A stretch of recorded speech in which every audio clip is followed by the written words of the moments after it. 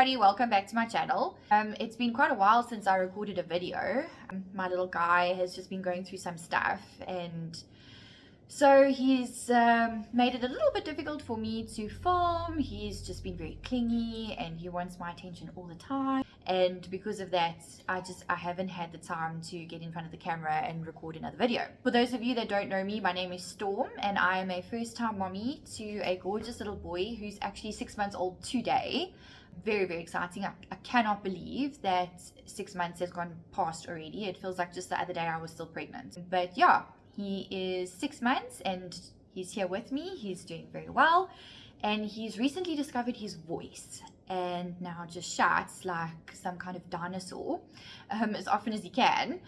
So you may hear screeching in the background, you may hear bells, you may hear all kinds of sounds coming from his little play pit, and you know, that's just how it goes when you're a mom.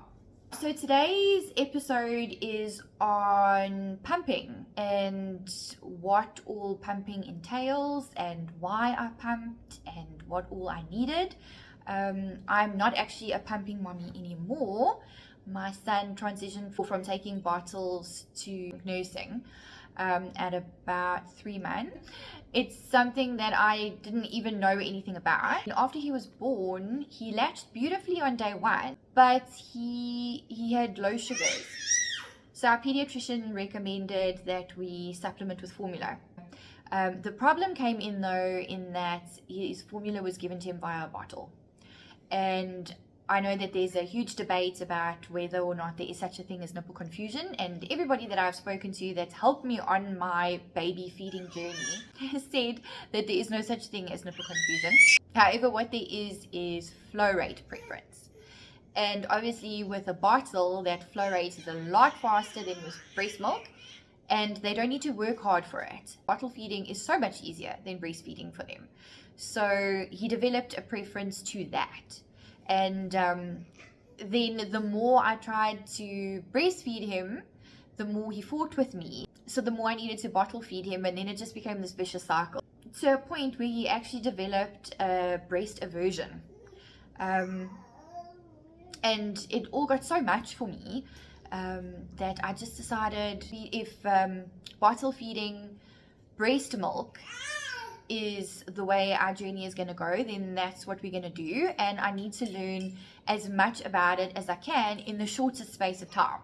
So that's actually why I wanted to talk today about the exclusive pumping, in case there is a mommy to be watching this who is going to choose to exclusive pump, or a mommy who is planning on nursing but wants to know a little bit about it just in case.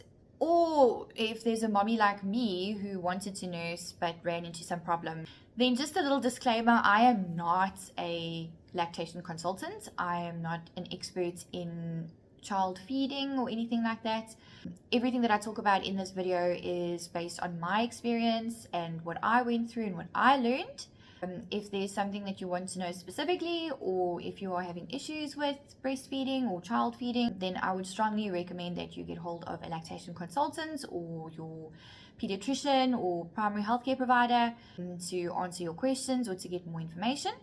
And also, all of the products that I talk about today, I'm not affiliated with any of them. I'm not marketing for anybody. I'm not getting paid to talk about them. It's basically the products that I use, what I have in my collection, and it's just based on what I found, what I could afford, what I liked, that sort of stuff. I hope you enjoyed this video. Don't forget to hit the subscribe button if content like this is stuff that you like to see. So the first thing that I want to talk about is the pumps themselves. Obviously they are like the stars of the show, since they are what get the milk from your body to your baby. I have an entire collection of pumps, and I have all different brands, and I've got all different styles of pumps, and there is method in my madness. So when I started on this journey, I started off with one pump, and when you start breastfeeding or pumping or whatever the case is, your baby is eating like every 2 to 3 hours. So if you are pumping, you need to be pumping the way a baby would feed. So that's every 2 to 3 hours. But in between your pumping sessions, you've got to make sure that all of your stuff is cleaned, and if you are quite pedantic, sterilized. So in the beginning, I felt like my whole life was about pumping for 30 minutes, 45 minutes, however long I was deciding to pump for, feeding my child, washing pumps, sterilizing, and I would like turn around and look, and it was time to start the whole thing again. And that became so overwhelming. I then decided to get another pump. And another friend said to me, well, why don't you try the Medela pump? Because then you can do 2 at the same time, and that will halve your pumping time. And she was going to lend it to me, and it was like, well, that's excellent. I will give that a try. And so I have the Medela pump as well. And that's kind of how I ended up with such a big collection of pumps, is that I would just try and get as many different pumps as I could to take the pressure off of what I needed to have prepared for the next pumping session. And then the more pumps I used, the more I realized, like, oh, okay, I really like this one because of whatever reason, or I don't like this one, or this one's really great in this situation. And so I now have 5 different brands of pumps all together, and they all do different things. So this is the pump that I was given first. This is the Tommy Tippy pump. I think it's called Made for Me. It actually doesn't say on here. But this is my favorite one, and I actually went out and bought a second one so that I could double time the pumping, because this turned out to just be my favorite.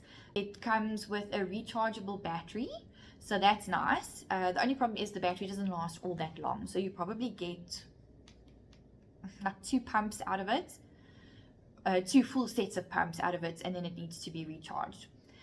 But I mean, it does come in handy. Like, let's say when I've gone back to work, this has been a really nice pump for me. I only need to pump once in the day when I'm at work, so this rechargeable battery is great because I can pump in my car, I can pump in a little office, I can pump anywhere, and I've got battery power. Then I have, like I said, the Medela pumps. So this is the Medela Swing Maxi, and as you can see, it's got the adapter for 2, so I can pump 2 at a time. The problem with this though is that this is like my wall pump. It does have the capacity to put batteries in, but it goes through like I think 6 or 8 batteries at a time, and also doesn't last all that long. So this is my at-home pump, like for in the middle of the night when you are dead tired and want to just pump quickly and get over and done with, then this is the pump I use for that. Then I also have these pumps. These are wearable pumps, and these are probably the least comfortable pumps I have, but they get an excellent amount of milk out, and they are so convenient for like if I'm driving. And it's so efficient for me to like get in the car and drive to the shops, and by the time I get to the shops, without doing anything else, I have a milk supply. So these are, I really like this. These are from a brand called Yuha, and I would recommend anybody that is going to be an exclusive pumper get wearable pumps. Then I also have handheld pumps. So when I bought these, I was like, oh my gosh, this is the dark ages. Why would anybody want to have a handheld pump that you have to like squeeze over and over and give yourself carpal tunnel, when you could have an electric pump? But strangely, they get more milk out in a shorter space of time than the electric pumps.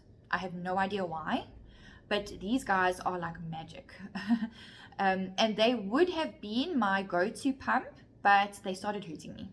So I had 2 of them, and it was great while they lasted, but unfortunately that came to an end probably about a month after I started using them, sadly. And then the other pumps that I cannot do without are silicone pumps. So basically they use like a vacuum. So you fold it over and then you squeeze it, and then you put it on the breast, and then you let go and it creates a suction. And this is really nice for catching letdown. So if you are pumping on one side and like nothing's happening on the other side, you're not feeding baby, or you don't have two pumps, then you don't want to waste the milk that comes out on the other side. So this catches letdown. But this pump also can help if you are dealing with like clogged ducts or cracked nipples. You put Epsom salts and water in here, and then you put it on the breast, and that's quite soothing to the nipple itself. And I love these things as well. I don't actually know where I got these from. These were secondhand as well. Basically, all of my pumps are secondhand. I bought the wearable pumps brand new, and yeah, everything else has either been gifted to me, loaned to me, or I bought secondhand.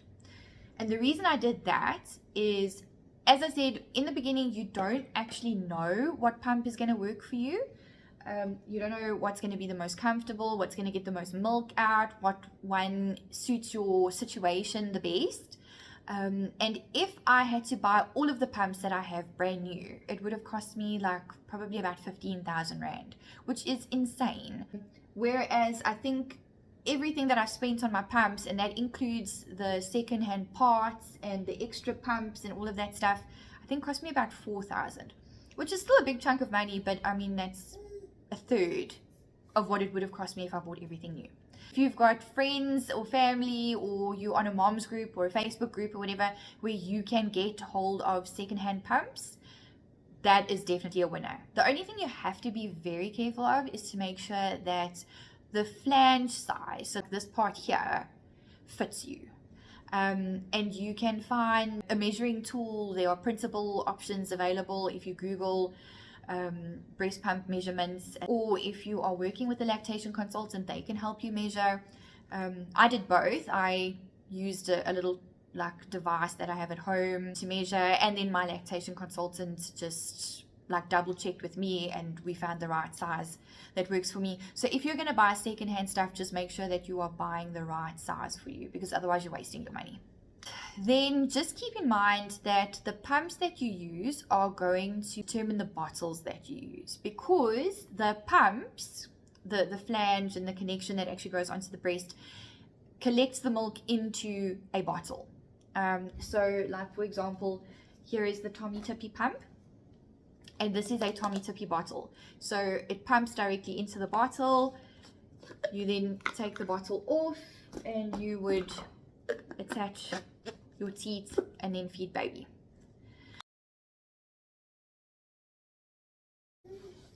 So the next thing I want to talk about is a pumping schedule, and there is so much information on this, and it differs for everybody. But basically the gist is that you want to pump mimicking a baby's feeding schedule. So in the beginning, it's like every 2 to 3 hours, and then the further along you go, you can space it out a little bit more to maybe like every 3 to 4 hours, or you can push it out a little bit further than that. But one of the very important pumps that you have to do in the beginning is the middle of the night pumps, because the hormones that actually help you produce breast milk are the highest at night.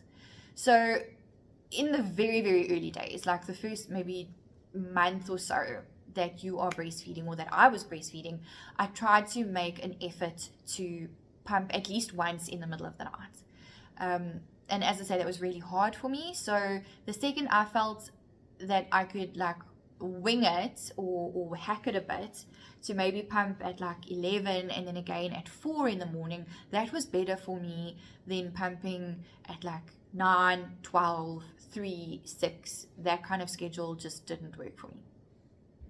So I want to say that in like the first month or so, I had a pretty hectic like on the dot schedule. I never set a timer. Like my boobs actually would tell me when it was time to pump. I would get like a tingling pins and needles kind of sensation, and that happened around every 3.5 hours. So that was my body's way of saying like, we need to empty. And I basically followed my body's cues as to when I pumped. But then as soon as I stopped feeling that sensation, I spaced my pumps out a little bit more. And then I stopped pumping if I could in the middle of the night, unless my son was already awake and I was up anyway. You just need to find out what works for you and your body. I found out what worked for me, and I never saw an issue or a drop with my supply when I didn't pump overnight. Maybe I'm just lucky, but that's what worked with my body.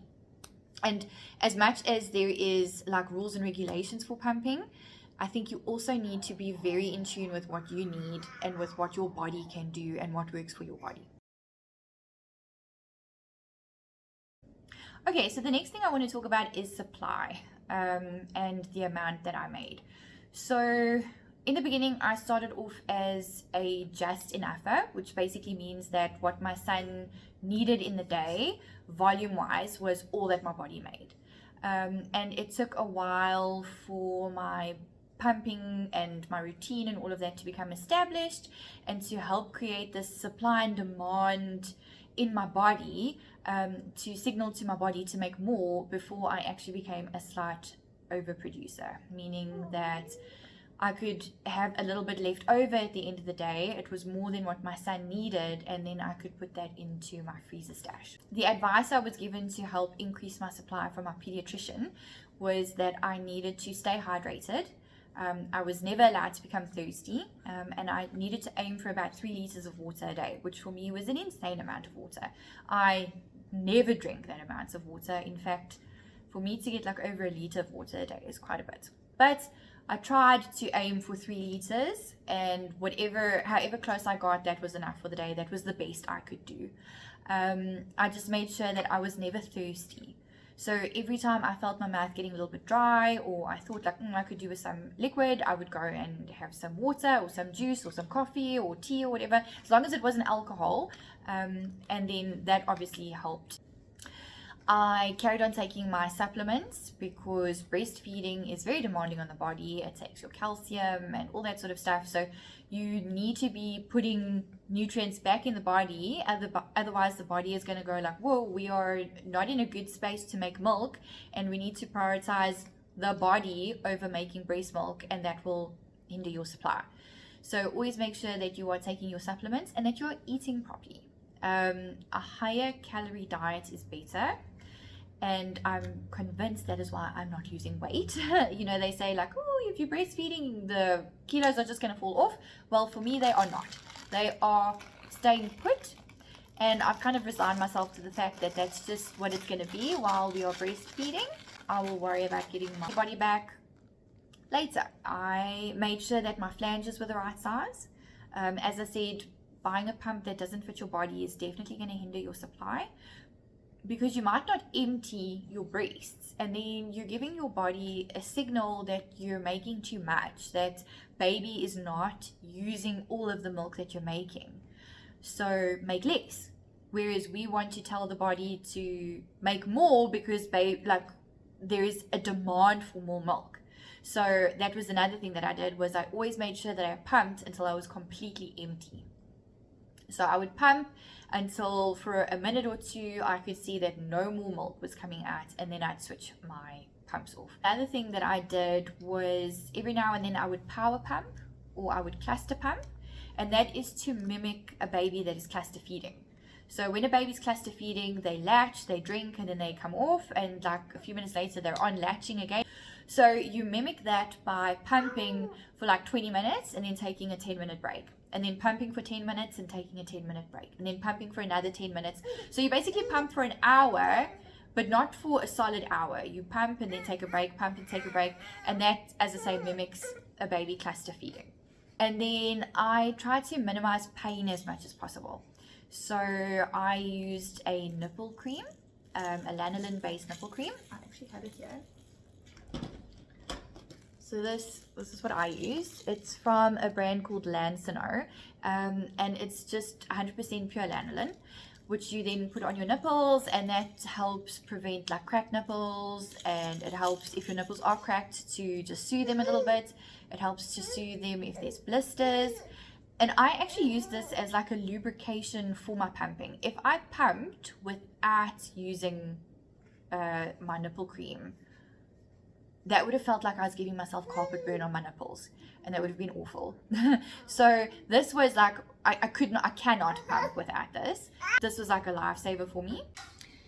if I had a blocked duct, like if I could feel that a duct was blocked, then what I would do is I would pump on that side, but I would massage while I was pumping.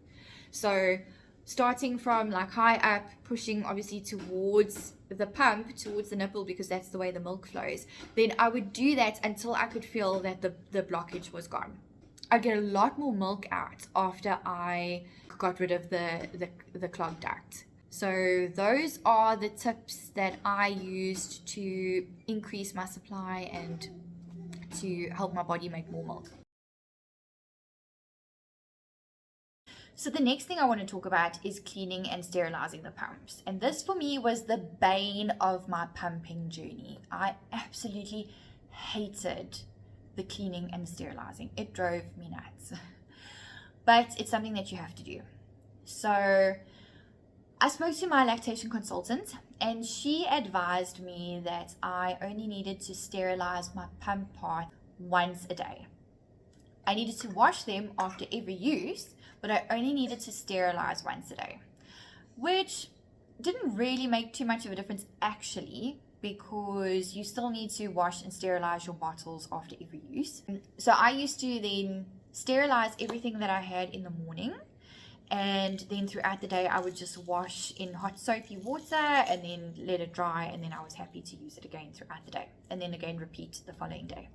So the things that you have to have is then a sterilizer and obviously a bottle brush. I didn't have a bottle brush to start. It is a game changer because you need to get into the bottles and you need to get into all the tiny little parts that are like inside, and you get yourself a bottle brush. So I got this. This is also a Tommy Tippy bottle brush just because I bought it with bottles. And yeah, this thing is a lifesaver. The only thing is it can only be used for your pump parts. So you can't use stuff that you're going to use for the normal dishes on your pump part. You also cannot wash your pumps in a sink that has dishes in it. So basically the sink needs to be filled with hot water and soap, and everything that goes in there is related to pumping only. You clean it with the pumping specific tools, and then you throw that water out, and then you wash the dishes. I bought a couple of different sterilizers. I started off with this. So this is a chemical based sterilizer. So it's from Milton's. What you basically do is fill this bucket with water, and then you take a cupful or however much you need of the solution and you put it into the water, and that makes your sterilizing solution. You then put your parts into the bucket and you leave it for, I think it's half an hour or 20 minutes or something like that, and then they're sterilized. So I started off using the Miltons, but after about a month of, I don't even think it was that long, I think maybe it was about 3 weeks or so, I realized that I did not actually enjoy using the Miltons for a couple of reasons. This bucket is really small and I have so many parts. And to have to fill it with parts and let it stand for like half an hour, it really takes a long time to sterilize all of the parts. Another thing is I found that there was always this like residue that got left behind on the pump parts, and I know that's supposed to be okay for baby to come into contact with, but I didn't like it. So I then went to my favorite thing, which is a microwave sterilizer. So what you then do is wash your pump parts in the hot soapy water. You then put your parts into the microwave sterilizer, and then you pop it into the microwave for however long your specific sterilizer says it must go. This one is the Vital Baby, and you've got to put it in for 5 minutes. And then, yeah, after 5 minutes, your parts are clean and sterilized. They come out piping hot. So if you like stick them on a rack, then they dry, and they dry residue free. You don't need to dry them, and they are nice and clean. And you can do multiple like loads in the same amount of time that it would take you to do one load to do this. The only reason why I still have this around is because I live in South Africa and we have load shedding. So if we are going through load shedding and we don't have electricity, I needed to still be able to sterilize my parts in between the load shedding schedule. So that's why I keep this around. Oh, and another thing is then you obviously have to replace the fluid with this. Whereas with this, you use water from the tap. You add, I think it's like 200 mils or something of water from the tap, and that's what does the steaming of this. So this you've got replaceable parts, this you don't have replaceable parts. This requires electricity. If that's not a problem for you, then this is, I would definitely recommend this. If electricity is a problem for you, then this is the way to go. So the next thing I want to talk about is milk storage. And again, there is quite a few bits of information that you can get from different places that are kind of the same but not identical. So I would say look at all the different suggestions from like your La Leche League and lactation consultants and pick what you feel is the best and what works for you. So what I would do is I would pump and immediately put my milk into the fridge unless I was going to feed my son immediately. If I was going to feed immediately, then I would just take however much he was going to use, feed it immediately, and then I would put the rest in the fridge. The guideline is that milk can stay at room temperature for 4 to 6 hours, I guess, depending on the room temperature. If it is a sweltering hot day, then 4 hours is probably the maximum. Whereas if it's a day like today in South Africa, where it is so cold, you would probably be able to leave it out for the 6 hours because it feels kind of like a fridge in here anyway. I would keep my milk in the fridge for a maximum of 4 days. The milk would then be put in the fridge, and then when I wanted to feed my son, I would just take the milk out, and I would always warm my milk. There is also mixed views on that. Some people don't warm milk. I just thought that my body, if I was nursing my son, that milk would be warm. So I would warm the milk so that it was slightly above room temperature. The milk that was in the fridge could stay for 4 days. I wouldn't keep milk for longer than 4 days. If I got to 4 days and he hadn't used the milk up, it would either then go for freezing for my freezer stash, or it would go for freezing for a milk bath. My lactation consultant said to me that milk is liquid gold, so you don't ever throw it away. There is always something that you can use it for. Milk bath, cradle cap, problems with the eyes, anything like that, don't throw it away. So I then didn't. My milk either gets frozen on day 4 for future feeding or for a milk bath. And then I would freeze the milk in freezer bags. The brand I used is also Vital Baby.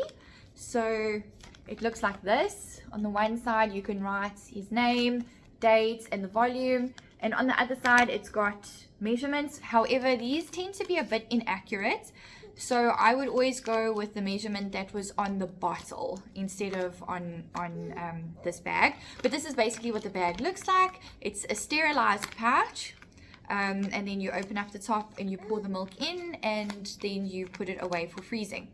The trick with storing milk though is to make sure that there isn't air in the bag. So what you would do is put the milk in the bag to however much you want, and then I would squeeze the milk until you could see the level of the milk rising up until it was just underneath the seal, and then I would zip lock it closed, and then you would see that a vacuum would be created, and that is to just help the milk stay fresher for longer and to not get freezer burn.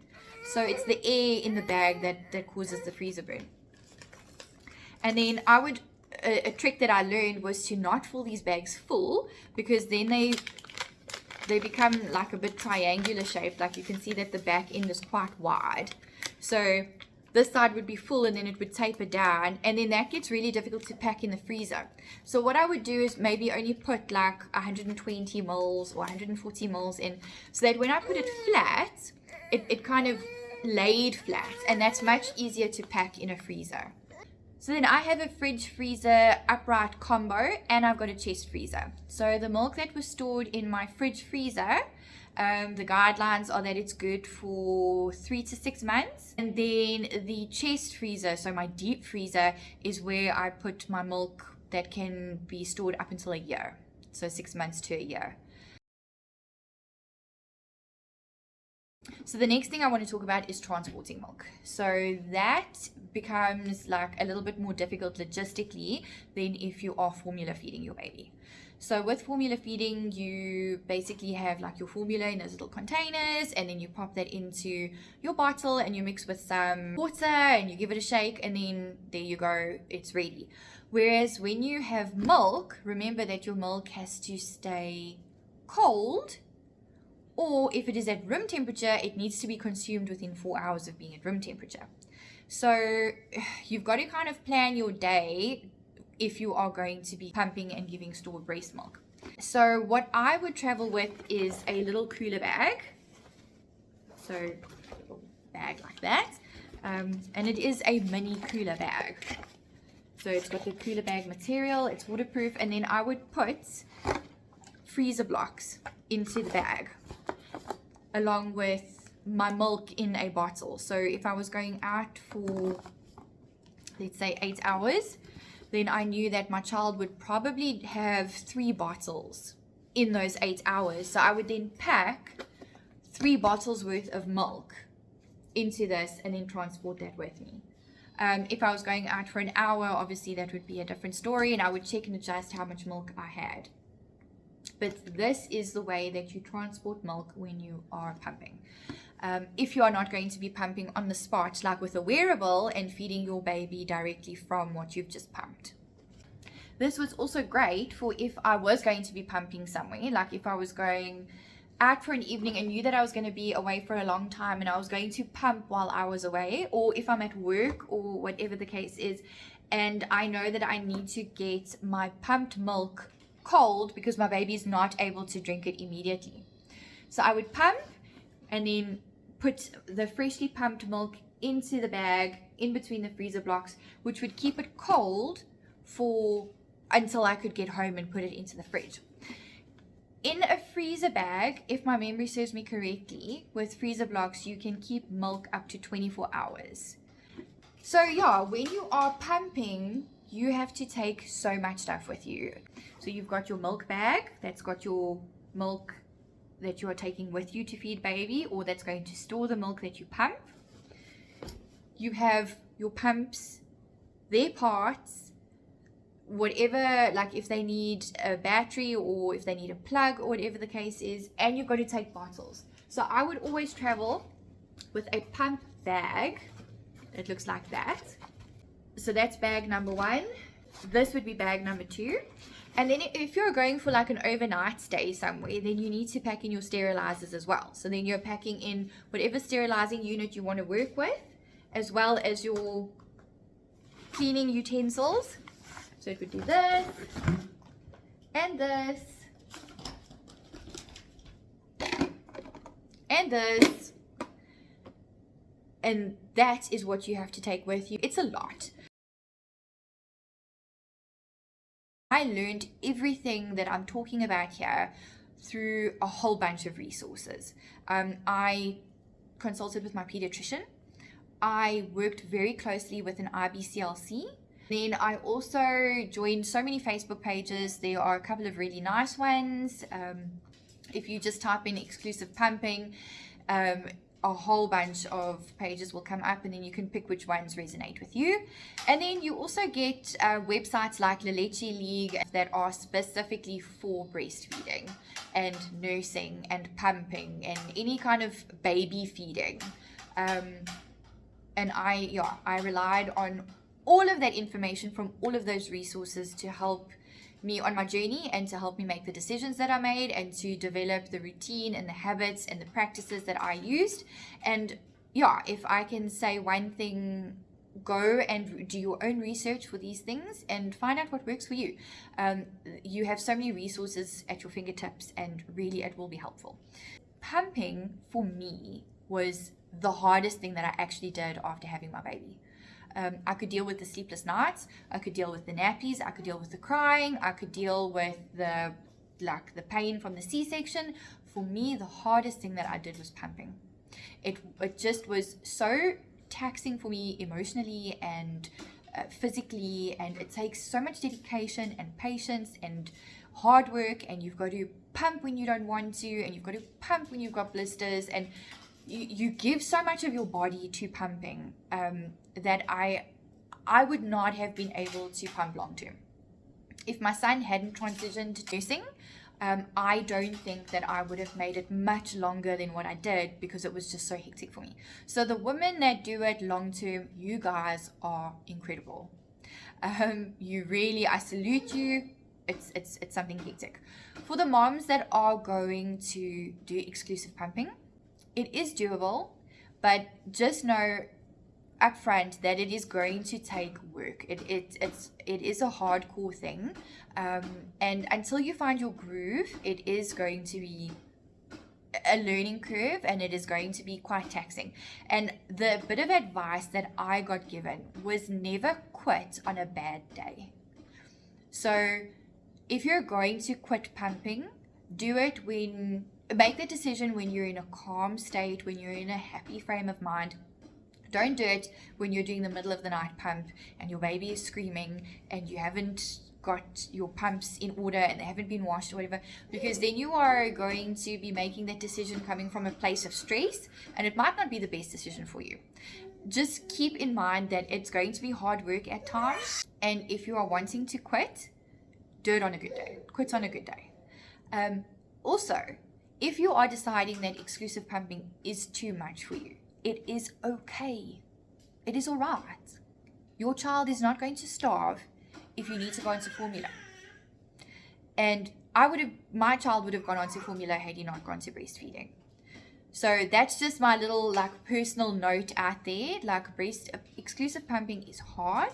It is doable. Be prepared for the work behind it. And if it doesn't work for you, move on. You've done the best you can. Move on. Make sure your baby is fed. That is the most important thing. Yeah, and that is what I have to say about exclusive pumping. My mouth is actually so dry right now from talking because I said so much. It was a long episode, but I've enjoyed talking about it. I really feel like hearing from a mom that's been through it is sometimes better than reading about it. So that was the point of this episode, and I hope that if you are a new mom and you are planning on pumping, that this helped you. It's given you insights, it's given you food for thought. If you've got questions, please pop them into the comments. As I said, I'm not an expert. I will answer you from my perspective, and I will give you honest, unbiased advice from me. And I'd love to hear from you. If this has helped you, let me know. And yeah, I hope to see you at the next video. Take care. Bye.